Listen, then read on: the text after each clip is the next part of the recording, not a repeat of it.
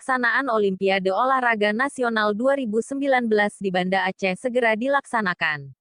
Tidak kurang dari 2037 peserta terdiri dari SMA, SMK, guru, pelatih, dewan juri dan pendamping, terdiri dari 37 provinsi di Indonesia, akan mengikuti kejuaraan Olimpiade Olahraga Siswa Nasional atau O2SN tingkat olahraga nasional jenjang SMA dan SMK dipercayakan Aceh sebagai tuan rumah pelaksanaan O2SN dari tanggal 25 sampai tanggal 31 Agustus tahun 2019 di Banda Aceh.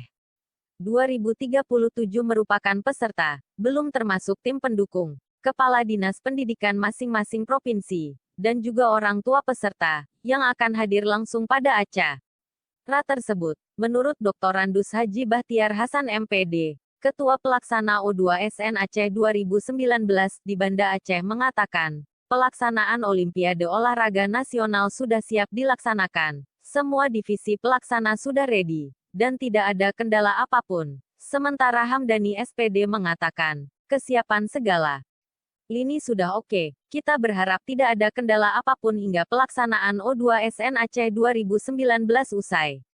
Nazar Age Kiran, melaporkan untuk Fokus TV.